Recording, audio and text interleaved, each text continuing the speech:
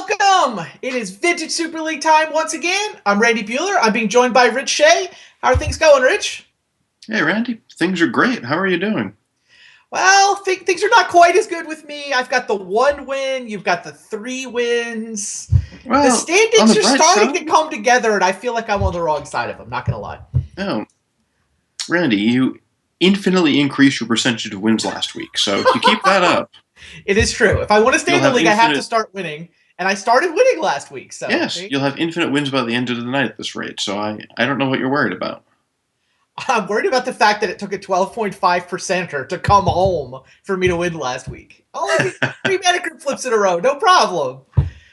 Well, I do feel good about playing to get the third turn for him to lose the flip. That was an interesting game.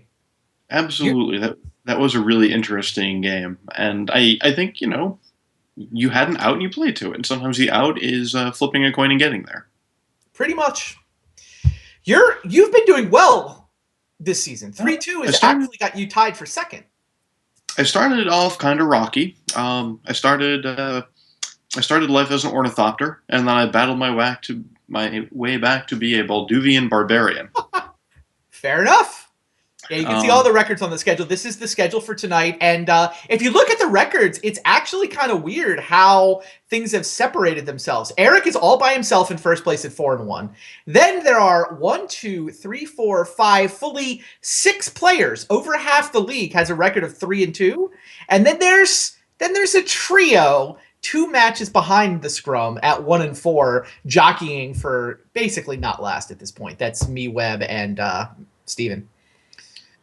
there are a lot of Yotian soldiers. On the other hand, there's still 4 weeks left to play, and a There are. lot can happen. So Yeah, if that's true. you, Even the three of us at 1-4, 5-4 has made the playoffs some years, hmm and 4-5 oh have yeah, never been so eliminated. So I it I is think all it's still to play for. definitely it's far too early for you to be worried about relegation at this point. Oh, I can be worried about it. Well, all right. I can be worried about it. I'm not deterministically outside of it, but Fair. I think it's reasonable not to be as worried about that at this point. All you have to do is just pick a great deck and 3-0 the next trimester, and you'll be fine. Yeah, we will have new deck lists next week. Rich is alluding to that. This is the last part of the second trimester. I mean, essentially our 9-week regular season comes in these 3 trimesters. The third trimester, by the way the schedule is going to work out, we'll have new deck lists next week. We're going to play those decks for 2 weeks. Then we're going to take a break for Pro Tour Sydney. So there's enough of us that are flying to Australia that we're actually going to take 2 weeks off. We normally take 1 before the Pro Tour, but with the travel, and we're taking 2 weeks off before Sydney. But we will be back 2 days after the Pro Tour Top 8 basically due to the miracle of the international dateline. Like, we all travel back in time as we come back to the States. And so we will be back on the Tuesday right after Pro Tour Sydney for what works out to be the last week of the regular season. And then the playoffs in August. So that's the way the schedule lines up. One more set of new deck lists, as you point out. And I want to talk to you. We're talking about deck lists. Talk to me about the Eldrazi deck, because you've chosen to Sure. play Eldrazi both sets. I mean, different versions of it, but you've had Right. Thought Knot Seer in your deck, both decks, and it's working for you. You're 3-2. But if you Well, look I at the think rest of the league, everybody other than you is 3-10. so. I think the best thing to do is to understand the deck that I'm playing this trimester is not an Eldrazi deck. It's a deck that has 4 Eldrazi and 4 Eldrazi Temple, but Sure. ultimately it's a Mishra's Workshop deck. And so the Eldrazi deck, I went 1-2 with it, The white and I Eldrazi wasn't deck. thrilled with it. And honestly, in my testing, I probably should have lost to Shuhei, except I had absurdly good draws. So the Eldrazi deck is, in my testing, not as consistent as I'd like. Now, in a Workshop deck, you can mitigate that inconsistency because you have this ridiculous card called Mishra's Workshop. And Mishra's Workshop is better than any card in the Eldrazi deck. It's quite likely better than any unrestricted card than any other unrestricted card in the format. Yeah, you can make a case for Force of Will, but your point is reasonable. Well, it depends how you're counting power. Force of Will is solid, but a it's Black on the Lotus short that list, never goes away. And it depends how you, I mean, at some level, it depends how you do the math, but I agree with you. And your point being, you're playing a workshop deck, not an Eldrazi deck. So like rolling it together into Eldrazi's a little bit unfair. And I think that's reasonable. We're calling it Thought Not Seer shops here. Certainly. I think that's, so I submitted it calling it Ravager shops. And I think calling it Thought Not Seer shops it's a disservice as far as understanding how the deck works goes. You're not a Thought Not Seer deck. You're a Ravager deck, and you're playing Thought Not Seer because he's certainly good on his own. But he's sort of an oddity in the deck. It's like if you get a soup with an egg floating in it. Like the egg's good, but it's kind of it's incongruous with the rest of your soup. Like it's good and you'll enjoy it, but it doesn't really jive with everything else that's happening. Okay. Well, yeah, and it is about half of the Eldrazi decks that we've seen have been this essential version. Ochoa played basically this. He also called it Ravager Shops. And then Menendian, you have basically a mirror match this week, right? Steve is on essentially this same workshop-based deck that happens to have a couple of Eldrazi floating around. Yeah, Steve and I have the same main deck, and Steve has a much better prepared sideboard for this matchup. Yeah. So if you look here, Steve has 2 Dismember, of which I have none, Jide, which I have none, and 2 Wormcoil Engines, of which I have none. And our main decks are card for card the same. Got it. I don't even have enough cards to sideboard out all the pieces that I want to sideboard out. Wow. That doesn't sound good for you. No, it doesn't. It doesn't. I think Steve has every advantage in this matchup. Plus, he wrote a book on Gush, so I think I'm just in all kinds of trouble here. There aren't any Gushes in that list. This is Steve. Actually, I think I had to play him this set too, and neither you or I put Steve on workshops. Like the fact that Menendian showed up with a workshop deck blindsided me. My deck is like playing short of where it should be if I'd understood what I was going to be playing against this set. And your sideboard is awful in that matchup. Oh, absolutely. I thought that Webb might be on workshops. Sure. But I would never have imagined Steve would have been. Yeah. So I guess I think that Steve will have the advantage in our matchup. Yeah. And pretty okay. It's essentially whoever wins the die roll has the advantage in game 1, but after sideboarding, you're right. He's just, I think, heavily advantaged. Oh, absolutely. All right. So Jide's, yeah. So Ravager Shops is going to go 3 and 4. Well, or it's 3 and 4 now. It's going to be 4 and 5 by the time the dust settles, because one of you and Steve will win, one of you and Steve will lose. Yeah. I guess it's the rest of the Eldrazi that are really getting crushed. White Eldrazi went 3 and 6, all in the first trimester, and then the Jake Eldrazi deck, which we actually have in our first match coming up here with Webb, is 0-2 so far. So that's 3 and 8. And for the record, Kai is 2 and 1 of that. Me, Webb, and Steve are like 1 and 9. With Eldrazi in our decks. I think so. I really wanted the Eldrazi to be good because it's a new exciting vintage deck. Yeah. But I think that it's easy to adjust to, and I found that the deck is very inconsistent. It runs hot and cold.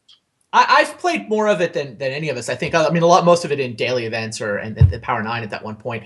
The white Eldrazi version of the deck, I think, is significantly more powerful than Ravager Shops, essentially. I mean, Thalia is amazing. The problem is it runs out of steam. Like, it's got more threats. It's got the games where you draw the right mix of stuff. You win by a million miles. Like, I wish I could just have the expected value of the deck instead of getting the highs and the lows. Because the lows, there's just too many games where you get flooded, or sometimes you get flooded and color screwed. And I feel like I still feel like that is by. Go ahead. You could play Serum Powder. Oh, funny. It even provides the right color of mana for your Eldrazi. Yeah, but then no. I mean, you're never hurt for colorless. I think that. I feel like some deck builder is going to come up with some card. Like there's like one missing ingredient, like some way to get, a personal Howling Mine effect in. Like the workshop decks can often play. What's the conspiracy one that's all the rage now? Thank you. Coercive Portal. If it had a couple of Coercive Portal type cards, I mean, maybe you can just play Coercive Portal, although without workshops, the card is kind of on the expensive side for Vintage. I still feel like it's close, and I feel like the powerful draws are so, especially there's so many Pyromancers and like Grixis Therapy decks running around, and those decks are still fundamentally vulnerable to effects like Thalia and Thorn. But all right, well, this first matchup, we should talk about the Jaco version of the Eldrazi deck while we're talking about Eldrazi. All right. This is super interesting. Jaco Eldrazi, named after Jaco from Eternal Central. This is fully unpowered. There are no Moxes. I love it. No Black Lotus. He doesn't even have a Soul Ring or a Mana Crypt in here because 4 times Null Rod. Yeah. And the deck is, I don't know if I'm willing to call it good or tier 1, but it's close. And it is just, it's an Eldrazi. It's got the beatdown shell of the Eldrazi deck, right? So you've got the Eye of Ugin along with Endless One and Mimic. Then you're a Null Rod deck when it comes to Artifact Mana and Acceleration. And so you are a turn slower without having any of that jewelry in your deck, but you get to crush people with Null Rod from time to time. Yeah. Pretty cool that this unpowered deck is legitimately viable in Vintage right now, huh? I love that. So Jason Jaco owns all the power. He's got a great collection, but he honestly believes that the correct way to build this deck is without any power. And for a long time, people would say, I don't have the cards to play Vintage, but I want to play in a sanctioned tournament. What should I do? And the solution for a long time was, well, you can sort of build Delver, and Ancestral's great, but you don't need it. But now I can honestly say Dredge is the other place people have gone with that, but yeah. Right, but even Bazaar, well, if you can come up with Bazaars, then Dredge becomes very easy. But in a sanctioned tournament, if you're going to say Eternal Weekend, you could play this deck by borrowing your friend's Legacy deck and cutting Number of Chalice of the Void because it's restricted in Vintage. Yeah. And you will have a perfectly good Vintage deck that I think gives you a fair shot. So I'm thrilled about the fact that this deck is budget friendly, and thrilled about the fact that it's legitimately good. All right. Webb's opponent in the first round here is going to be Eric Froelich. And I got to say, Eric has played the metagame spectacularly this season. He's going up against a Null Rod deck, and he's playing Merfolk. 1 Lotus Petal, 1 Black Lotus, 1 Mox Sapphire. That's it. This deck usually has Null Rod in it. Oh, he's going up against Wastelands and Ghost Quarters, and he's got 11 basic islands in his deck. He's going up against Thorns, and he has 20-some creatures in his deck. Eric's metagame call with Dredge in the first set and Merfolk here have just been spectacular. I can't wait to see what happens when Merfolk of the Pearl Trident and all of their friends take on the Eldrazi Horde. So doesn't Ephro just crush this match? I don't know. All of the cards in Jaco Eldrazi are enormous, and Island Walk won't really help very much. Island Walk's not going to help, but Daze is going to be nuts. He's even only got 2 missteps. Like, the fact that this list has more Dazes than missteps is shocking to me. And then I started thinking about what the metagame looks like when there's a bunch of Eldrazi running around, and it's like, all right. I guess Eric is just he's made another good call. I see Eric is 4-1 right now, first place all by himself, and I feel like the standings are going to separate. I've got it at Eric going up to 5-1, Webb dropping to 1-5. But we'll see. All right, sounds like our players are ready. Actually, you want to make a prediction? I'm interested to find out. You don't think it's as lopsided as I do? I don't think it necessarily is, but I'm looking forward to finding out. Let's go find out. It is time for round number 1.